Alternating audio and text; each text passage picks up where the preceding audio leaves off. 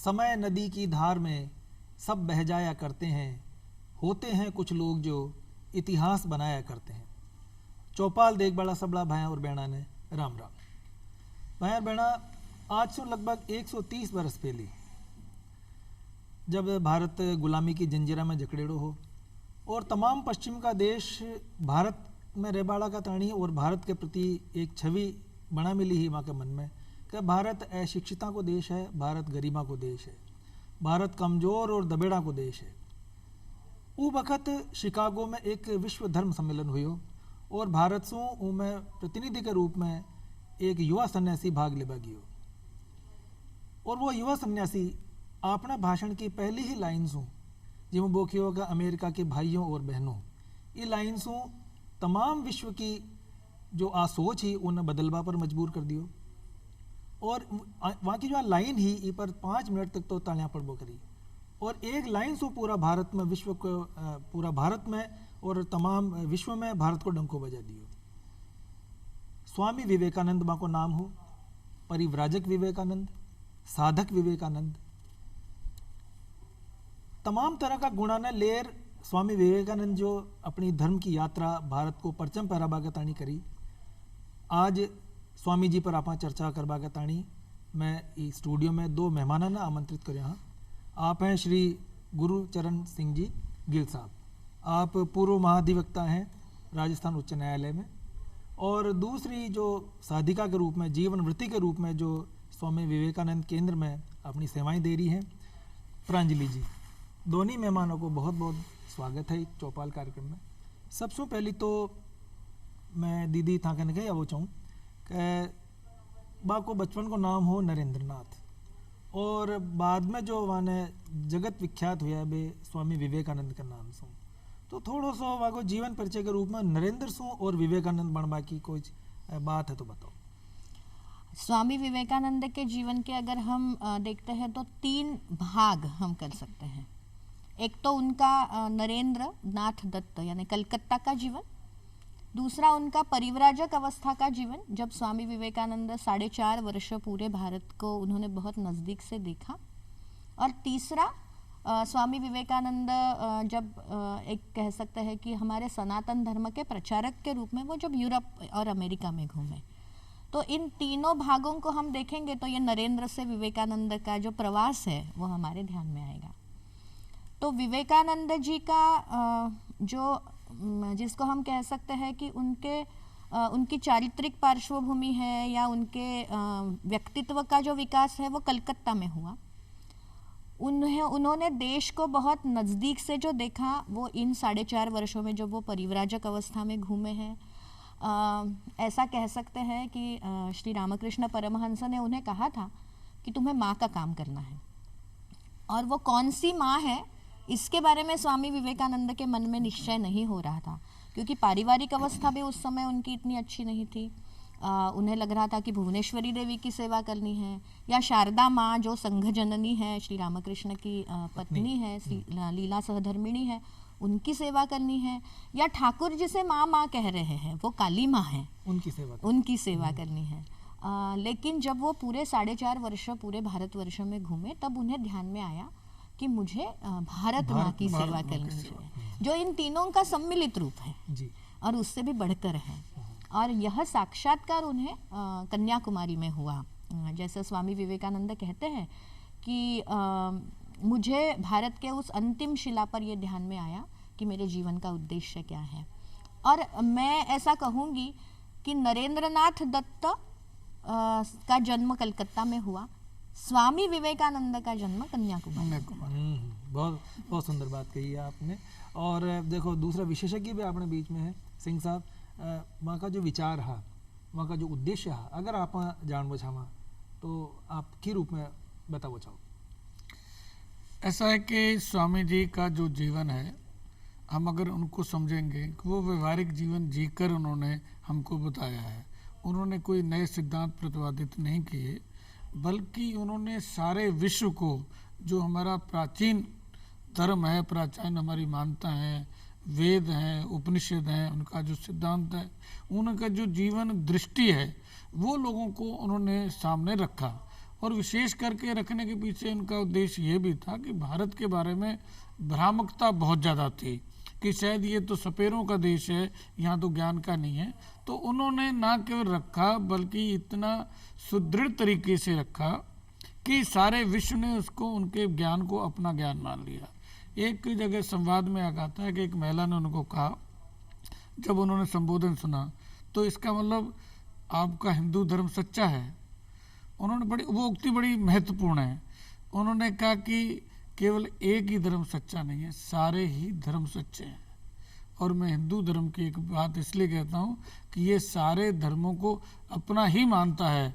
अगर कोई हिंदू है वो मस्जिद में भी जा सकता है, वो गिरजा में भी जा सकता है, पारसी के नाते अग्नि की पूजा भी कर सकता है। ये सारे चीज़ें करते हुए समझता कि मैं अपना ही धर्म निभा रहा हूँ, ये सबको समाहित करता है।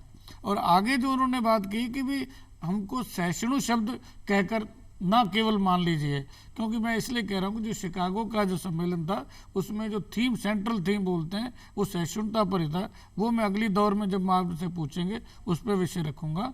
पर जो उन्होंने कहा कि सहिष्णुता कहना होता है कि दूसरे को अलग मानना, हम अलग मानते ही नहीं है तो फिर सहना किसको है। तो ये जो संदेश था उनका आज भी बहुत प्रासंगिक है। और प्रासंगिकता के अलावा खास करके युवाओं की बात करें तो युवा क्या शक्ति होती है। और चूंकि वातावरण में जो संस्कार हैं उनकी किन्हीं कारणों से थोड़ी कमी महसूस होती है कि हम अनेक सूचना के जो केंद्र है ना या सूचना के स्रोत हैं हमारे इतने ज़्यादा हो गए हैं कि हमको खुद समझ में नहीं आता कि हमारी दिशा क्या है। इसके कारण हम उल्टा जिस सिद्धांत को हम मान लेते हैं कि ये ठीक है, दूसरों के प्रति उनका असहिष्णु हो जाते हैं। इसलिए विवेकानंद जी का जो मार्गदर्शन है वो बहुत ही प्रासंगिक युवाओं के लिए हो जाता है, क्योंकि आए दिन जो हम देखते हैं जिनको लोग दंगे फसाद या क्रोध कहते हैं, यह सारा उसका क्रोध का प्रकीर्णन है, ये सारा जो हो रहा है, इवन यहाँ तक कि उग्रवाद तक भी बातें जा रही हैं, उसके पीछे युवा ही जा रहे हैं। युवा क्यों जा रहे हैं कि उन्होंने जो लीक पकड़ ली उनको लगता है यही सही है। तो विवेकानंद जी ने ऐसा कहा कि यह सही नहीं है, सभी सही हैं। समय के अनुसार सभी धर्म सर्व महापुरुष व्याख्या करते हैं और उन सबको मानते हुए, पश्चिम के आधुनिकीकरण विचार को मानते हुए, भारत के प्राचीन जो हमारा मान्यता है, जीवन दर्शन है, उनका सामंजस्य बिठाया। कहीं पर भी आलोचना की नहीं गई, कहीं पर भी टकराव नहीं गया। दीदी राजस्थान से स्वामी जी को बहुत जुड़ाव रही हो, अक्सर आया, बहुत बार खेतड़ी आया, बहुत बार अलवर आया और भी तमाम जगह पर प्रवास कराया भी। तो राजस्थान की वहाँ की यात्रा के बारे में कुछ बताओ। स्वामी विवेकानंद अपने पत्रों में लिखते हैं कि मेरा प्रिय राजपूताना, उस समय राजस्थान ये नाम नहीं था। और स्वामी विवेकानंद का जीवन अगर हम देखेंगे तो कलकत्ता के बाद सबसे ज़्यादा समय उन्होंने एक स्थान पर जो बिताया है वो खेतड़ी में बिताया है। अजीत सिंह जी जो खेतड़ी के महाराजा थे, उनके साथ तो स्वामी विवेकानंद के वो अजीत सिंह जी उनके शिष्य तो थे ही, लेकिन स्वामी जी की दृष्टि से अगर हम देखते हैं तो उनके अनन्य मित्र थे। और बहुत विशेष बात ऐसी है कि स्वामी विवेकानंद को जिस वेश में हम उन्हें देखते हैं, जो उनका वेश है, कमरची है और गेरुआ तो है ही, लेकिन जो स्टाइल है उसकी और कमरची बांधना और साफा है उसका, ये वेश अजीत सिंह जी ने दिया। विवेकानंद ये नाम अजीत सिंह जी ने दिया। और जो अमेरिका में पहली बार स्वामी जी गए थे तब का उनका टिकट और बाकी सारा खर्चा भी अजीत सिंह जी ने उठाया जी। तो स्वामी विवेकानंद एक स्थान पर लिखते हैं कि अगर खेतड़ी के महाराजा नहीं होते तो शायद विवेकानंद नहीं होता। तो राजस्थान के साथ में उनका बहुत ही गहरा संबंध रहा है। इसके अलावा भी स्वामी विवेकानंद ने पाणिनि का व्याकरण यहाँ पे पढ़ा है, खेतड़ी में ही पढ़ा है। जयपुर में भी काफ़ी समय स्वामी जी रहे हैं, जोधपुर आए हुए हैं। किशनगढ़ और अजमेर ये भी स्वामी जी के जीवन में बहुत महत्वपूर्ण स्थान है, क्योंकि किशनगढ़ में स्वामी जी 2 बार आए हैं।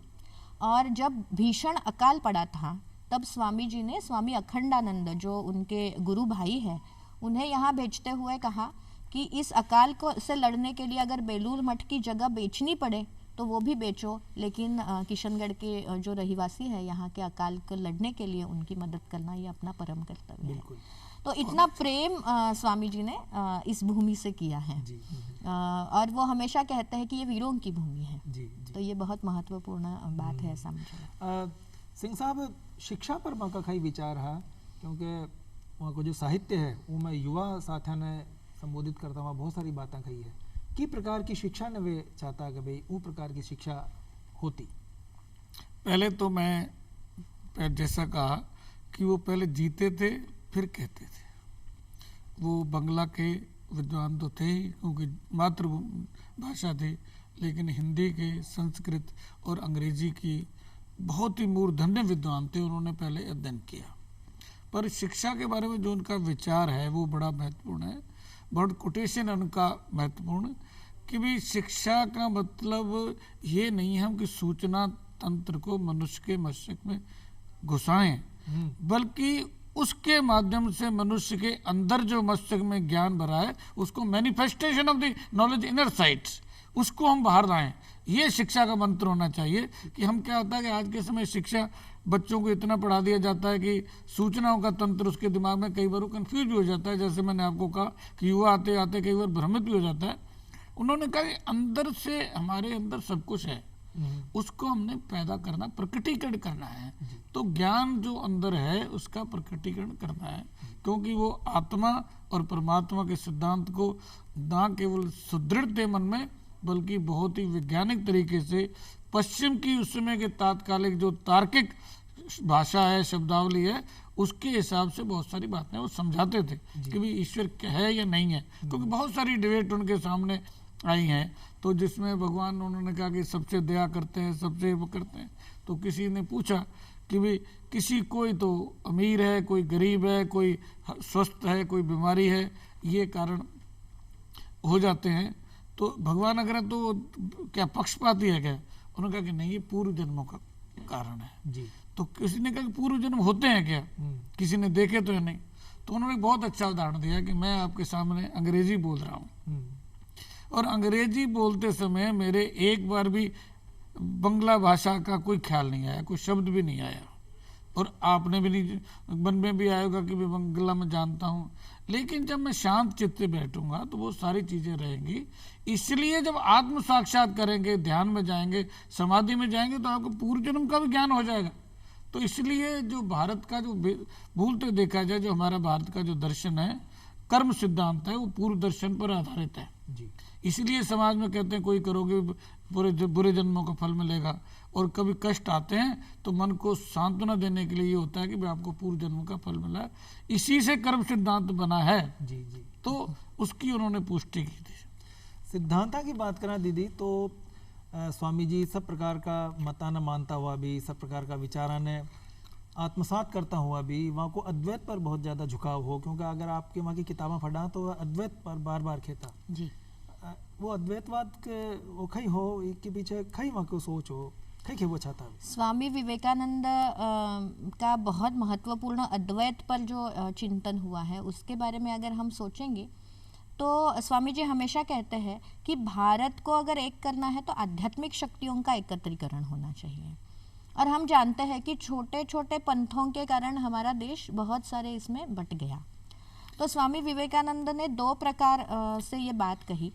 एक तो वो कहते थे कि एक मंदिर ओमकार का होना चाहिए, क्योंकि ओम ये ऐसा शब्द है जहाँ पर सारे भारतीय, सारे हिंदू या विश्व में जो भी विश्वास करने वाला व्यक्ति है वो ओमकार को मानता है, जिसे हम शब्द ब्रह्म कहते हैं।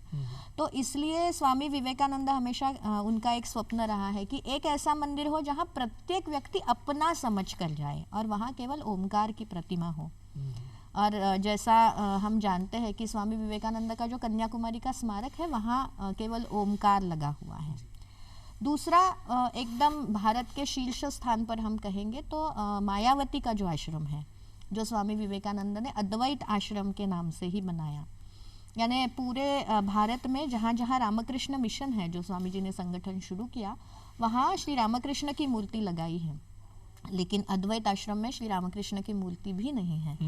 तो इसका मूल विचार यही है कि पूरे भारत के आध्यात्मिक शक्तियों को एक साथ लाए, ताकि भारत का जो एकत्रीकरण है ये इस आध्यात्मिक शक्तियों का, उसके माध्यम से भारत का पुनरुत्थान हो, किसी भी प्रकार का विभेद नहीं रहे।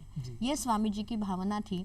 क्योंकि हम अगर किसी भी तत्व के मूल में जाएंगे तो हमें पता चलेगा, जैसा ठाकुर कहते हैं कि जितने मत है उतने पथ है जी, लेकिन मूल विचार इन सबके पीछे का एक ही है जी। तो यही विचार स्वामी जी ने। सिंह साहब, स्वामी जी का जो समकालीन समाज सुधारक हा, नेता हा, क्रांतिकारी हा, वे भी स्वामी जी से बहुत प्रभावित था। लोकमान्य बाल गंगाधर तिलक बहुत प्रभावित था, गांधी जी भी बहुत प्रभावित था, और सुभाष चंद्र बोस तो माना आधुनिक भारत का निर्माता किया करता। तो आधुनिक भारत का निर्माता क्यों किया करता? ऐसा है कि पहले जो बहन जी की बात को थोड़ा सा मैं आपका जो प्रश्न था उसको वो साझा करना चाहता हूँ। भारत का जो दार्शनिक तत्व है वो ये है कि केवल ब्रह्म ही सर्व जगह व्यापक है, और जो सारी सृष्टि देख रहे हैं ये उसका प्रकटीकरण है, केवल वही है। जीव भी उसी का अंश है, ईश्वर अंश जीव अविनाशी। अद्वैत शब्द इसलिए बना कि दो है ही नहीं जी।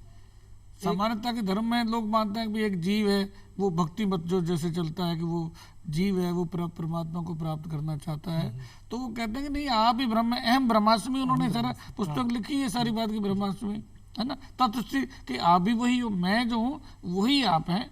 ये जो विजन आता है तो इससे क्या होता है कि आदमी की जीवन मरण की जो आकांक्षा है ना वो खत्म हो जाती है। आदमी क्यों डरता है मृत्यु से? क्यों डरता है? कि इसलिए डरता है कि मैं जीव हूँ, मैं नष्ट हो जाऊंगा। जब मैं ब्रह्म हूँ तो ये तो शरीर तो मिला है, आज है कल नहीं है। तो क्रांतिकारियों को ये देश बहुत प्रेरणा थी कि भी ये शरीर का क्या है, नश्वर है, पर लेकिन मेरी आत्मा अजर अमर है और मैं किसी उद्देश्य के लिए पैदा हुआ हूँ, मैं उसके लिए समर्पित हो जाऊंगा। एक तो ये बात थी जो अद्वैत मत से उनके अंदर आती है। मैं सिख धर्म में भी मैं आपको बताता हूँ कि गुरु गोविंद सिंह जी महाराज ने जो कहते हैं कि मरना सिखाया, उन्होंने क्यों सिखाया कि अरे किसके लिए मरने की बात, कौन करते, मरता सब नहीं मर जाना एक दिन जी, है ना। भगवान कृष्ण ने भी कहा कि किनको मार रहे हो, ये तो सारे ही मरे हुए। तो ये मूलतः जो सिद्धांत जब मन में आता है कि मृत्यु कोई महत्वपूर्ण नहीं है, तब आदमी अपना को समर्पित होने को तैयार होता है। दूसरी बात जो महत्वपूर्ण थी कि उन्होंने कहा कि इस देश अगर हमारी संस्कृति को आगे बढ़ाना है तो इस देश की उस संस्कृति की रक्षा भी करनी पड़ेगी, स्वाभिमान की भी रक्षा करनी पड़ेगी। और उन्होंने अध्यात्म को राष्ट्रीयता में परिवर्तित किया। सैद्धांतिक रूप से राष्ट्रीयता का जो विवेचन किया आध्यात्मिक रूप से स्वामी विवेकानंद जी ने ही किया कि राष्ट्रीयता, हमारा अध्यात्म राष्ट्रीयता से जुड़ा हुआ है, राष्ट्रीयता की तरफ अग्रसर होना चाहिए, और राष्ट्रीयता से देशभक्ति पैदा होती है जी। और इसलिए देशभक्ति में उन्होंने ये भी कहा देश के लोगों के बारे में बात करना है कि जैसे आपने बताया कि वहाँ पे भूखे मर रहे हैं तो बोले मत बेच दीजिए सारी दुख पीड़ा को। आम आदमियों को वो कहते थे कि जब तक एक भी व्यक्ति अपने घर पर भूखा सहता है, हमारे को धर्म की बात करना बेमानी होती है।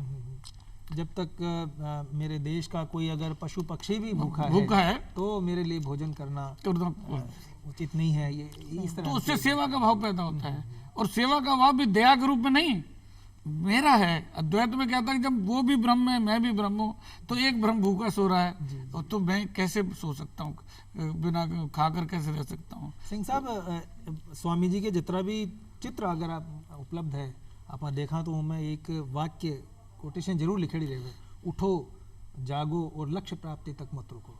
तो एक वो जो ये कोटेशन के साथ स्वामी जी हमेशा जाना जा रहे हैं, एक भाषा स्वामी जी को कई संदेश हो। ऐसा है कि हम सोए हुए थे, देखा जाए जो भारत का जो समाज है ना, वो हमारी विरासत बहुत बड़ी होगी, बहुत ऊंची थी, लेकिन हम सोए हुए थे। तो उन्होंने कहा उठो। फिर उठने से काम नहीं चलता, जागृत होगा मतलब आपका ज्ञान होना चाहिए, समझ विकसित होना चाहिए। क्योंकि आपको जब तक अपने अध्यात्म का, हमारी विरासत का, हमारी राष्ट्रीयता का पता नहीं रहेगा, अध्ययन आपने गहरा से मर्म से नहीं करेंगे।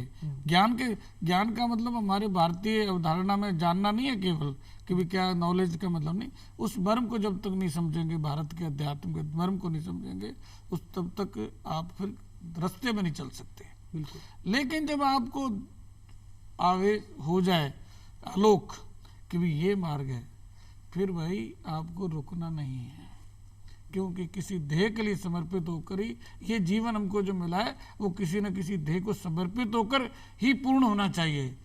छोटे छोटे रास्ते के जंजालों में नहीं फंसना चाहिए, इसलिए रुको मत जी। ये प्रेरणा उनकी मूलतः उनकी राष्ट्रीयता में आध्यात्मिकता का दृष्टिकोण था जी जी। और लक्ष्य राष्ट्रीयता थी। राष्ट्रीयता के नाते इस राष्ट्र की जो हमारा प्राचीन उच्चता है, आदर्श की, जीवन की, व्यक्ति की, जीवन दर्शन है। खाली भारत के अध्यात्म में केवल ये नहीं है कि भगवान को ही प्राप्त करना है जी। भारत के जीवन में आम आदमी को समाज की सेवा भी करनी है, राष्ट्र का उत्थान करना है। दीदी, स्वामी जी का विचाराना पढ़ा तो बहुत बार विरोधाभास तो महसूस हुआ। एक तरफ एक है कि गीता पढ़ने से पहले 1 घंटा फुटबॉल खेलनी जरूरी है, तभी गीता अच्छी तरह समझ में आएगी। दूसरी तरफ वे खेवा कि भारतवर्ष का पुनरुत्थान शारीरिक शक्ति से नहीं वरन आत्मशक्ति से होगा, आध्यात्मिक शक्ति से होगा। तो वो विरोधाभास क्यों है? ये विरोधाभास नहीं है। अगर हम इसे अच्छी तरह से समझें कि हमारे उपनिषदों में भी ये कहा गया है कि बलहीन को आत्मा का ज्ञान नहीं हो सकता, बलवान शरीर जो है वही आत्मा को प्राप्त कर सकता है। तो स्वामी विवेकानंद यही कह रहे हैं कि अगर हम गीता पढ़ रहे हैं लेकिन हमारे शरीर में अगर फुटबॉल खेलने की शक्ति नहीं है, यानी हम अगर उस विचार को समझने के लिए अपने शरीर मन को बलवान नहीं बनाएंगे, तब तक हमें गीता समझ में ही नहीं आएगी। वो केवल एक कोने में बैठकर उसका पन्ने उलटने जैसा हो जाएगा। इसीलिए जब हम संस्कृति की बात करते हैं, आज भारतीय संस्कृति को विश्व में बहुत ज़्यादा मान्यता इसलिए भी मिली है क्योंकि आज हम बलशाली राष्ट्र करके उभरे हुए हैं। और जब हम गुलाम थे तब इसी कारण हमारी बात कोई सुनता नहीं था, क्योंकि हम बलवान नहीं थे। और दूसरा जो बात आपने कही कि स्वामी जी कहते हैं कि भारत उठो और अपनी आध्यात्मिकता से विश्व पर विजय प्राप्त करो। आज अब हम एपीजे अब्दुल कलाम को सुनते हैं या स्वामी विवेकानंद या योगी अरविंद हो, जो स्वामी जी की ही विचारधारा के आगे के पहलू है दोनों, तो वो दोनों ही ये कहते हैं कि भारत अपनी आध्यात्मिक शक्ति से ही उठेगा। जैसे एपीजे कहते हैं कि हम सुपर पावर बनेंगे तो हम एटम बम से सुपर पावर नहीं बनेंगे, क्योंकि विश्व में बहुत सारे एटम बम हैं और वो केवल विश्व को नष्ट ही करेंगे। अगर हम विश्व को कुछ देना चाहते हैं तो वो आध्यात्मिकता है। इसीलिए लेकिन हमारी बात हम पुख्ता तौर पर तभी रख सकेंगे जब हमारे पास बल होगा, और बल प्राप्त करते हुए ही हम आध्यात्मिकता का संदेश भी विश्व को दे सकते हैं। इसलिए ये दोनों विरोधाभासी नहीं है, ये एक दूसरे को पूरक बातें हैं। ये एक दूसरे के हाथ में हाथ लेकर आगे चलने वाली बातें हैं। सिंह साहब, आज का दौर में स्वामी जी का कौन सा विचार है जो अपनाना चाहिए? क्योंकि बहुत सारी बातें हैं जो बातें शुरुआत में बातचीत तो करी ही, उनका अलावा भी कौन सा विचार है जो इस वक्त खास कर महत्व का है? देखो, स्वामी जी की 2 बातें आज के समय बहुत प्रासंगिक है। एक तो जो मैंने पहले भी थोड़ी चर्चा की कि गरीब की सेवा, कि उसके लिए सेवा भाव से, श्रद्धा भाव से लोगों को, जो आज गरीब हैं उनको उठाना चाहिए। विकसित राष्ट्र का मतलब ये नहीं है कि हमारा जीडीपी बढ़ जाता है। विकसित राष्ट्र का मतलब ये होता है कि जो आम आदमी को अपने उसके जीवन की आवश्यक चीज़ें प्राप्त होती हैं या नहीं होती हैं, तो ये हमको करना चाहिए। क्योंकि आज क्या है कि विकासवाद की दौड़ में ना हर आदमी अपने बारे में सोच रहा है कि मैं कितना बड़ा हो जाऊं। हम भी अपने संतान को पैदा करते हैं तो बच्चे कहते हैं तेरे को ये बनाना है, डॉक्टर इंजीनियर बनाना है। आज तक बताइए किसी ने कभी कहा है कि मैं जो समाज की सेवा के लिए बनाना है? बच्चे को कोई संस्कार दिया है क्या? नहीं देते। तो ये जो दृष्टिकोण बना हुआ है कि केवल व्यक्तिगत विकास को ही उस राष्ट्र का या समाज का या मानवता का विकास मान लिया, ये गलत है जी। ये और उसी में स्वास्थ्य, आध्यात्मिक ज्ञान उस विकास का हिस्सा होने चाहिए और उसका माध्यम होने चाहिए। एक बात। दूसरी बात जो मैंने पहले भी कही कि हमारे यहाँ असहिष्णुता बढ़ रही है बहुत ज़्यादा। आज के समय में हम दूसरों के धर्म को, दूसरे की आस्थाओं को स्वीकार नहीं करते। विवेकानंद जी ने ऐसा नहीं कहा। विवेकानंद जी ने तो इसी प्रेम के कारण ही, जो पहला जो शब्द आपने कहा, American brothers and sisters, America वासियों को यही हैरानगी हुई कि ऐसा धर्म भी है कि जो सारे हमको भी अपना भाई मानता है। बिल्कुल। एक शब्द नहीं था जी, ये एक मैसेज था जी, क्योंकि उससे पहले क्या था कि बहुत सारे अमेरिका में क्या था कि अमेरिका के विकास में बहुत सारे यूरोप के देशों की निर्माण में भूमिका रही है जी और उसमें धार्मिक नेताओं की भूमिका थी। तो वो ये भी एक कहीं ना कहीं ये कहने आए थे कि हम परमार्थ कर रहे हैं, परोपकार किया, अमेरिका को हमने विकसित किया है। ये भी एक बेसिक जो पीछे से दिमाग में थीम रहता है ना सारी बात, हमने इसके लिए किया है। हाँ हाँ, ये भाव नहीं, हम इसके लिए होना नहीं, चाहिए। वो हमारा ही है। बिल्कुल सिंह साहब, मैं था 100% सहमत हूँ दीदी की बात से भी कि स्वामी जी शिवो भूतवा शिवम यजित की बात करता, दया के स्थान पर सेवा की बात करता। आप दोनों मेहमान स्वामी जी पर चर्चा कताणी कार्यक्रम पधार्या, बहुत बढ़िया चौकी जानकारी दी। इच्छा तो कोनो और उठ जा बाकी, लेकिन प्रोग्राम रो बखत पूरा हो रहा है तो लेनी पड़ती इजाजत। राम राम। राम राम, धन्यवाद आपका।